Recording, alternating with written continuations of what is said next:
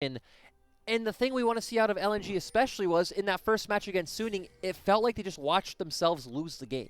Slowly. So this is a comp where, like, that can't happen, right? You need to be the proactive team. Okay. Welcome to Summer's Rift. Game 2.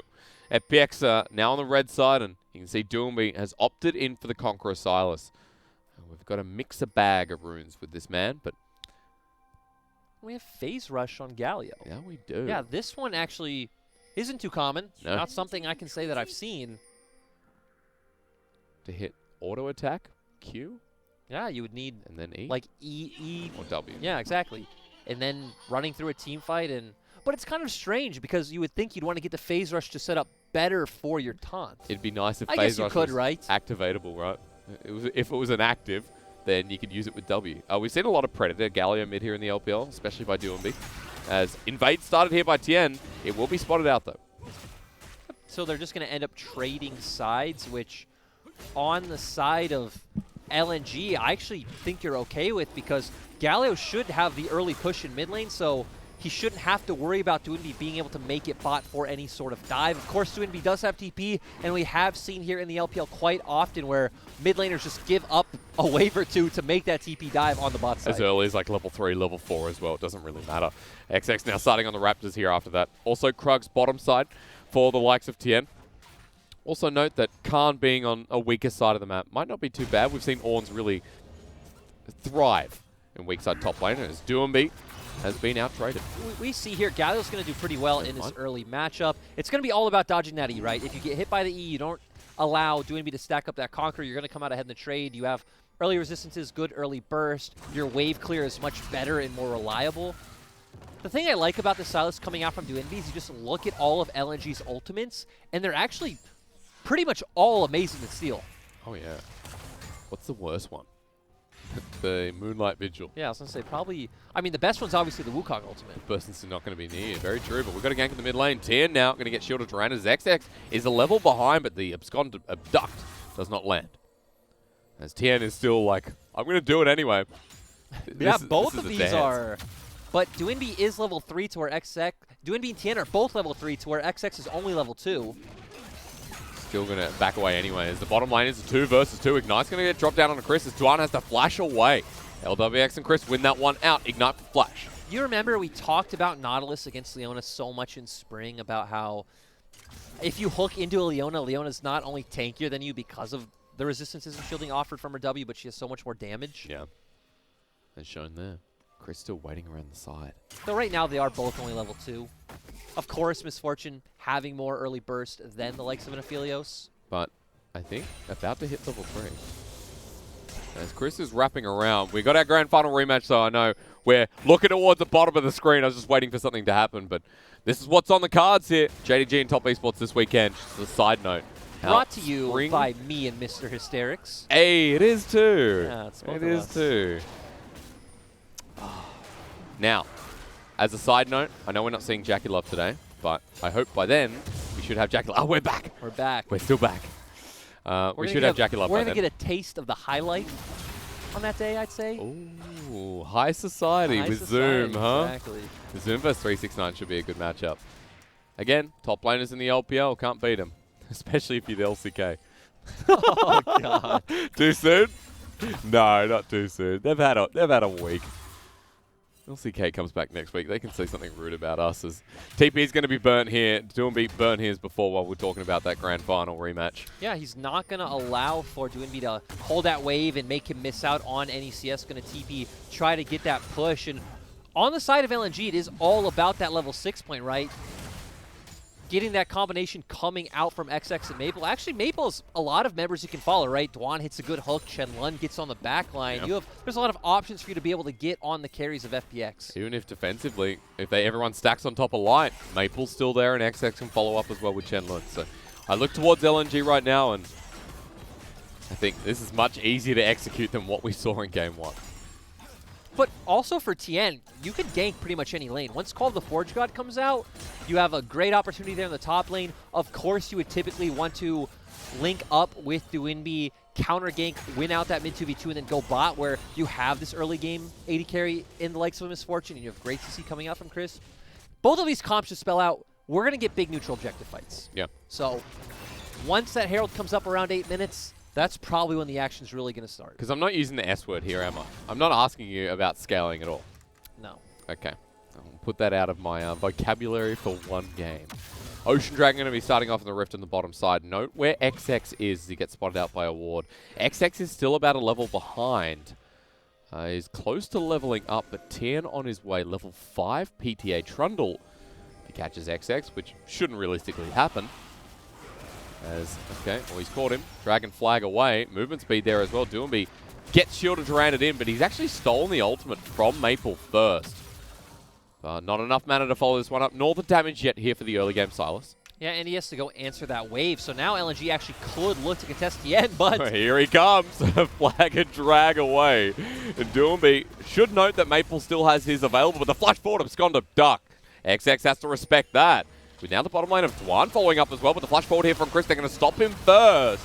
And now with the real Galio coming through, Tien is in a lot of trouble. Gets first blooded by Light as on top of LWX he goes. It is a trade, but one more hit needed as Maple flashes forward for the Justice Punch. A messy scrap in the bottom lane. Netting out a win for LNG as Doomby gets Wind of War. Maple gets a triple kill, and LNG say this game could be ours. That ult was just absolutely beautiful coming out from Maple. He got a 4-man knock-up. Everyone on the side of FPX going up, and being able to come out ahead. Light was just left uninterrupted, able to deal damage as he pleased. And earlier you said we weren't going to talk about the scaling word, but when it comes to LNG's comp, the fact that we've seen what this Aphelios can do so many times just does make me feel confident for them. But just keep your eyes here on Maple. Everyone with Dwinby, oh no, actually I was wrong. Dwinby doesn't get knocked up, but still not able to do anything. Dwinby's mana bar very low, and Light just dealing such good DPS. Maple flashing in, and then XX coming in with the flag and drag, knocking Dwinby up, giving Light even more safety.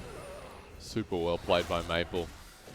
And now he's almost got a proto belt at 7 minutes into the game. And think about it. That fight started with XX a level down. I thought it was very dicey for LNG to look for that fight, while XX was only level 4 compared to Tien's level 5. I mean, we saw him burn his flash as well, too.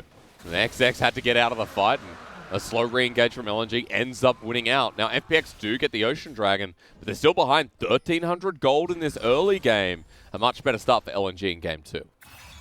And when we look towards the late game, holistically, I like what FPX has drafted. They have a really strong front-to-back team fight. They're going to have Dwinby threatening the back line of Light. The question that I'm asking myself is, if we get to a 4 or 5 item scenario, can Aphelios just duel the Silas threatening the backline?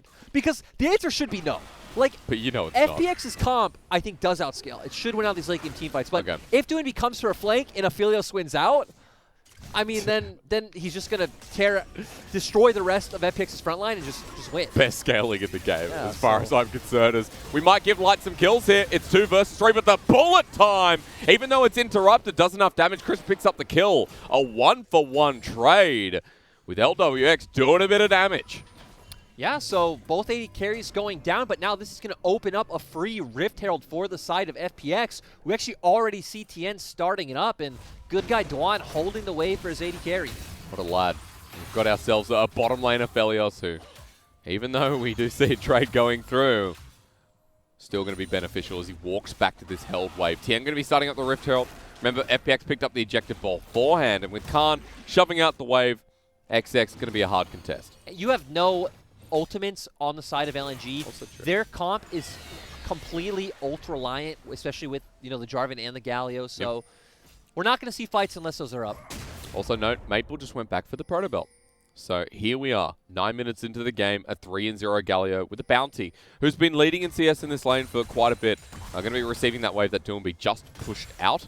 Also note that if we're talking about another fight over the next objective, which is the Dragon in 3 minutes, Maple will have Flash, have the teleport, have that ulti, and probably be towards 10 or 11. And right now is going to be one of their windows to make a play.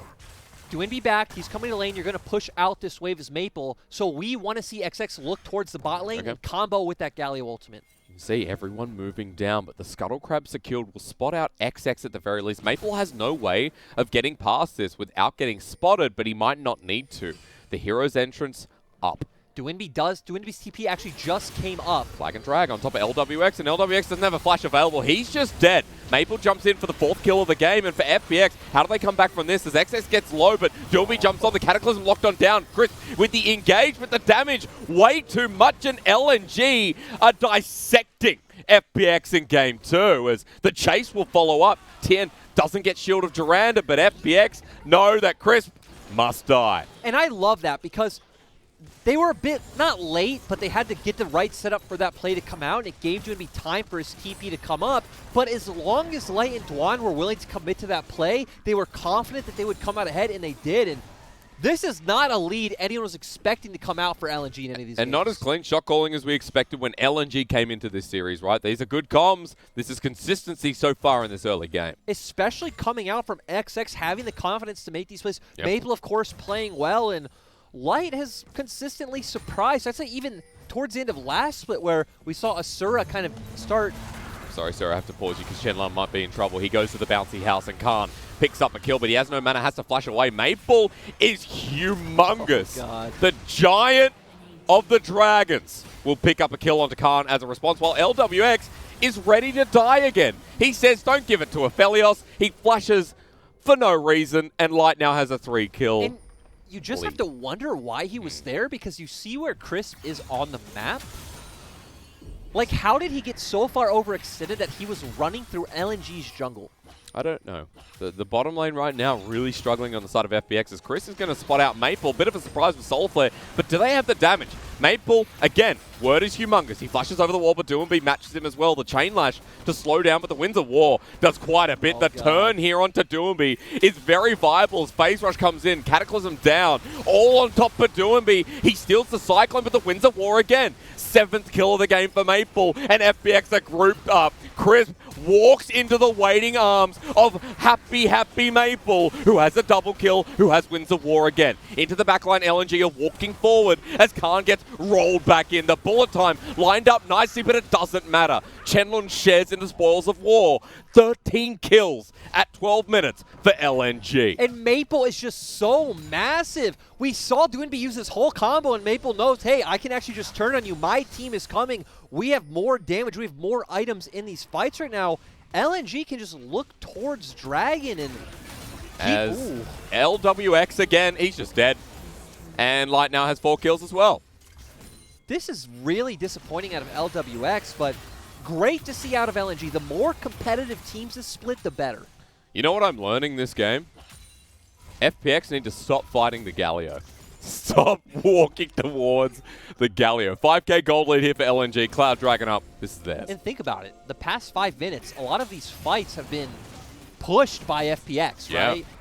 We saw the great play in the bot lane come out from LNG, a nice proactive play, but almost everything else has been FPX running into LNG, thinking they're making mistakes, running into a place where they have no vision, and then just constantly getting collapsed on. I know this is very early, but remember what happened at the start of Spring Split? Before we went to that break due to COVID, FPX had a horrible week 1.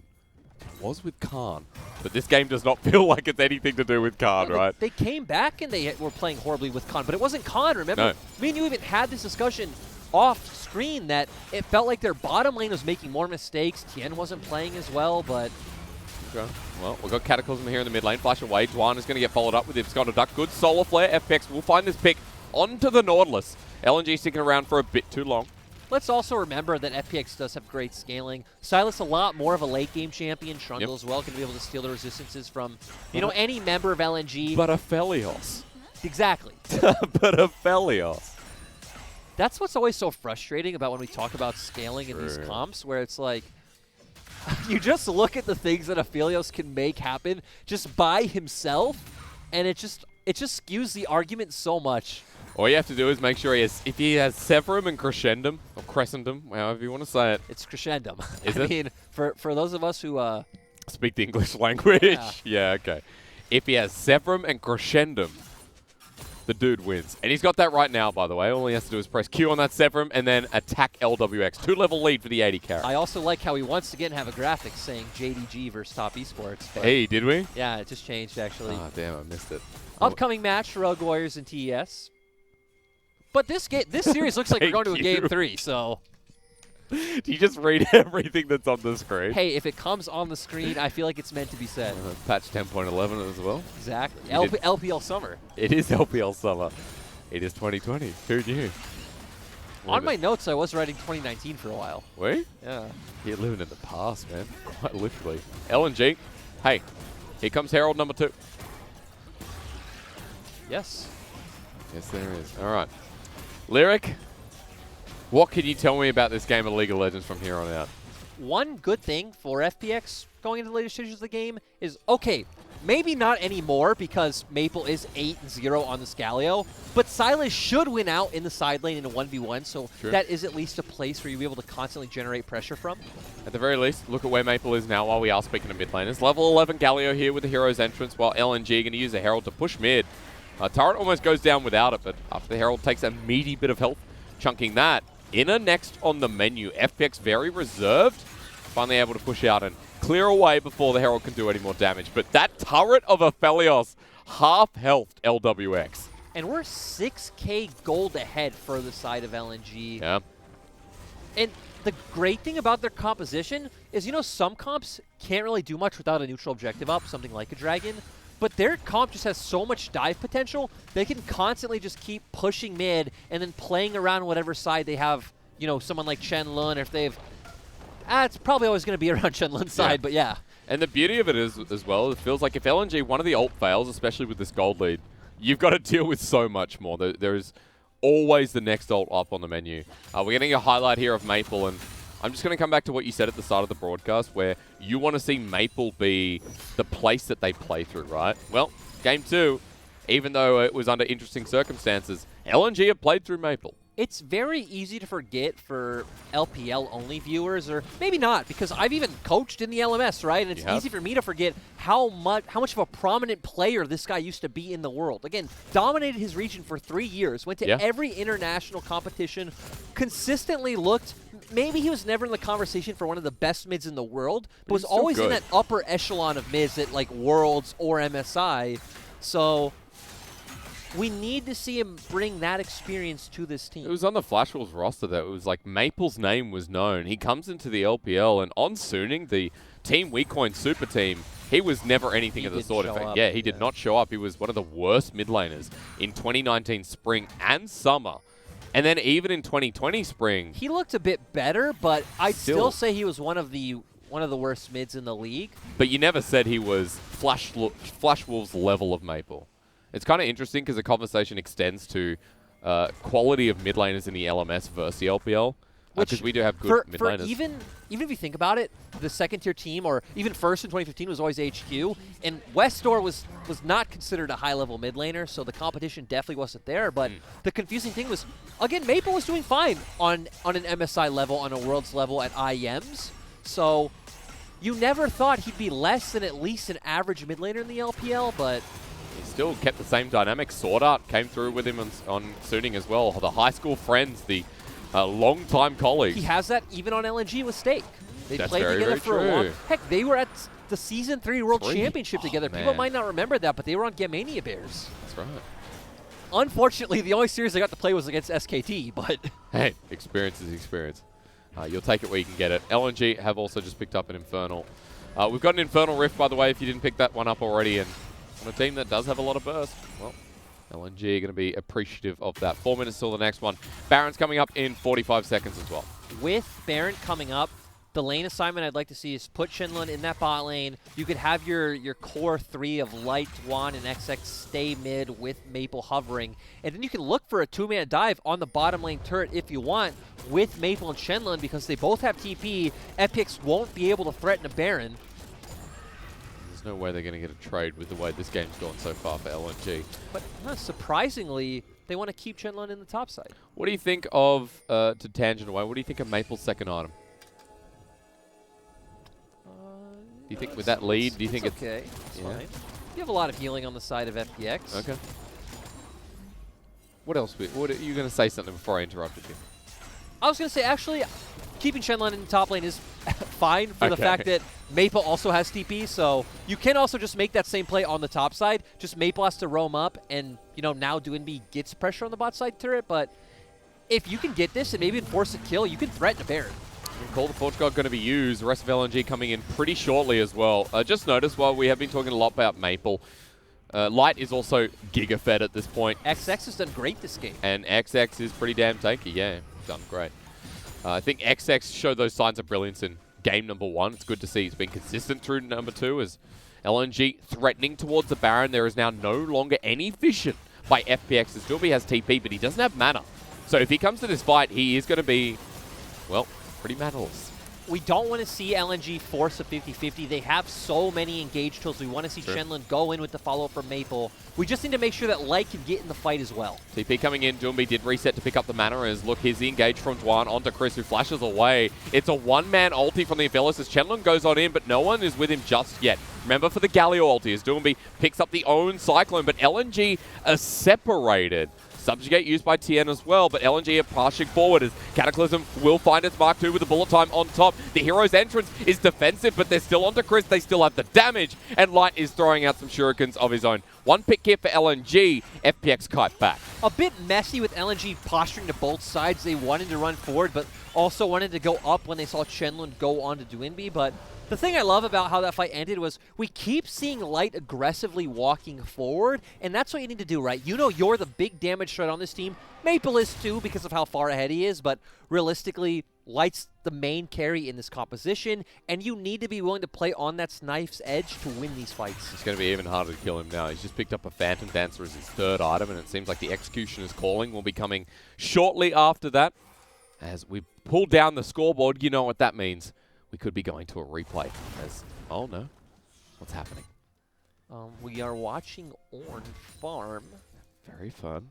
And again, Ornn's auto attack animation sound is really nice. So Satisfying. I don't mind it. Do you prefer that or Maokai? Because you have a thing for Maokai auto attacks. We're not having this conversation once again, but why not? Let's. Do you prefer Ornn or Maokai? Ornn's the right answer. I'll answer it for I can't decide. Okay. Sometimes in life, you got to make split-second decisions, all right? As LNG, are you ready to do the Baron again? I really like this play with them. Just go straight on the Baron, make Khan blow his TP, go back to the same setup. Still being chunked down. Dwan's coming in red hot as well. FPX, 4 people here. Talked about the TP now being used, but over the wall they've hit finally, and Aphelios ulti with the full time comes in as well. Shenlong has joined in, but LNG are getting dangerously low here. Khan with a massive call of the Forge God. Abscond Duck doesn't connect, and XX will be happy about that with Gravitum on the backside. Light keeps him at bay, but Dormy finds him with the pillar. Locked on down as well. XX on the grand escape. Slowed down with the shield, but not slow enough. Gravitum in once again as Light tries to turn this around. The Zenith Blade doesn't connect from Chris, but in comes Shenlong. At the speed of Light, the flash forward with shield is ran, and Maple still as fed as he is, ready to launch on top of 2. One for the knock-up, and now another for the kill and Khan. And they went a bit too hasty at first, but still great play from them, able to come out ahead. And Maple just hitting these taunts so perfectly. We're really seeing the value of the phase rush in these fights. And I don't need to keep hyping up Light. He's just continuously walking forward, tethering his range, making sure that Dwinby can't get on top of him. Now they're going to get a Baron. They are, with no TN for 10 seconds. This is going down pretty quick with just the 2 of them as well. I also like that Maple's hovering towards Dragon just to make sure that the other members of FPX don't head over and take it. We're at a point when that Dragon gets looked at seriously. Maple's ult will be up yet again, but focus on the Baron here, and LNG's gold lead of about 8,000 gold. Now they're just going to be able to start sieging down in the mid lane, and you don't actually have that great of wave clear on the side of FPX. LWX probably going to have to blow something like a bullet time. We've already seen Khan have to use his Call of the Forge God to clear a wave, and that obviously won't work against a Baron buffed wave. And we're so far away from FPX becoming that relevant point of the late game scaling we talked about with the Ornn, the Silas, and of course the setup that was mentioned during Champ Select. And now because remember a question earlier on was, what happens if a, let's say 5-item Silas jumps into a 5-item Aphelios in the back line while the rest of the fight's going as you'd expect? Who's going to come out on top? Well, now we have a 3.5-item Aphelios against a 2-item Silas. We know who's going to win. Oh, yeah. And again, Light does have to dodge the E, but one basic sidestep, you come out ahead in this duel. LNG, everything's in their favor. We expect them to win any fight going forward. But we need to remember, LNG can make mistakes. FPX do have great players. Things can still change. Okay. We don't expect them to change. No. But they could. LNG, it's all about finishing this game up then, bringing us to a game number 3. As Doombeat will take away the Cataclysm to good dodge away with the Abscond. And FPX now pushing out of their bases. Doombeat saving that ult for now. As Maple pushing mid with the Baron buff, and FPX have to look 2 different ways.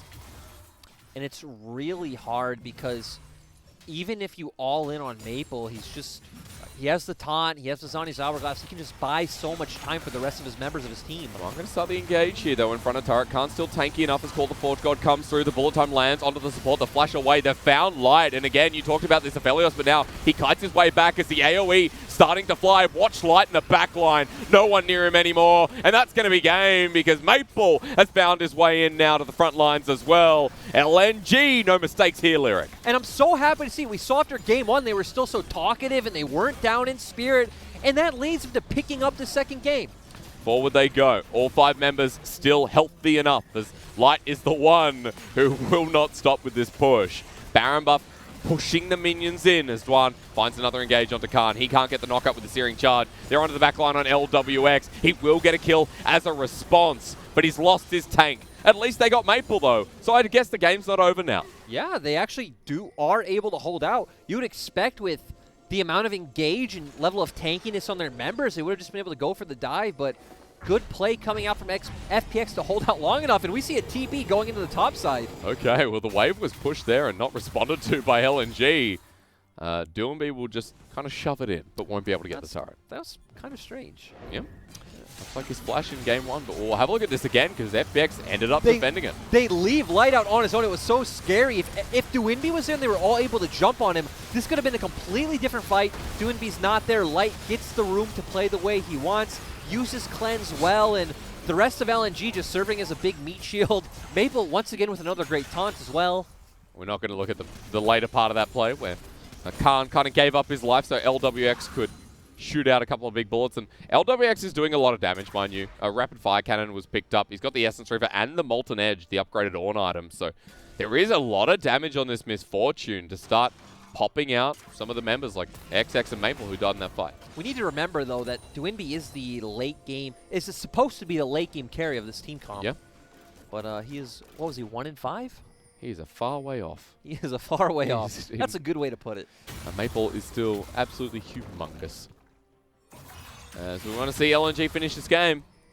I mean, it's going to be worrisome if FPX are able to find their claws and knock down LNG. They've still got an inner turret towards the top side, but pings are going mid. Right now, Light sitting there with the rest of LNG hovering between. Yeah, they're hoping that FPX makes a mistake and walks into their jungle, but... Depends. Good dodge away as Tian is still going to get locked down. Nevertheless, the ultimate goes onto LWX in the back line, but Tuan, without that ultimate, won't matter too much as the turret goes down. Realistically, LNG, though, aren't going to be able to siege down these turrets unless they're willing to look for a dive. You have no reason to gamble on a play like that, though, when Dragon is up in only a minute, and Baron, you're going to have an Infernal Soul. Oh, very, very true. Baron as well, about 20 seconds after that. And the way Light has been pumping out damage, that Dragon's going to go down so quick where LNG can transition up and threaten the other objective. Realistically, we need to see FPX to be able to coordinate getting on top of Light with Crisp, Khan, and Doinby as LWX is opening up that bullet time. But even then, Maple and Shenlun might actually have enough damage to clean up LWX in the backline during that time. Speaking of the devil, he's just teleported in. Level 16 Galio rises to the ranks of the mid lane. And Maple also, he's got a needlessly large rod atop his other 3 items, so I don't think LWX will kill him as quickly as he did the last time around, if at all. No, but both teams just trading waves for now. LNG's actually hard pinging on mid lane right now. Looks like they really want to engage, but they don't need to jump in mid. They can just force FPX to come to Dragon or just take the Dragon for free. Yeah. A or B. Seconds. Even if FPX do get something like the Baron, sure, they might buy a bit more time, but you just wait that out. You'll be the team with the Infernal Soul. Which is not even going to be touched whatsoever. And that trade for FPX doesn't seem like it's considered at this point. Just getting vision around it. They Infernal can't. Soul. Hasn't spawned in time, right? So there we go. Timing's nice when they line up. As LNG, chances of them picking this up, very, very likely.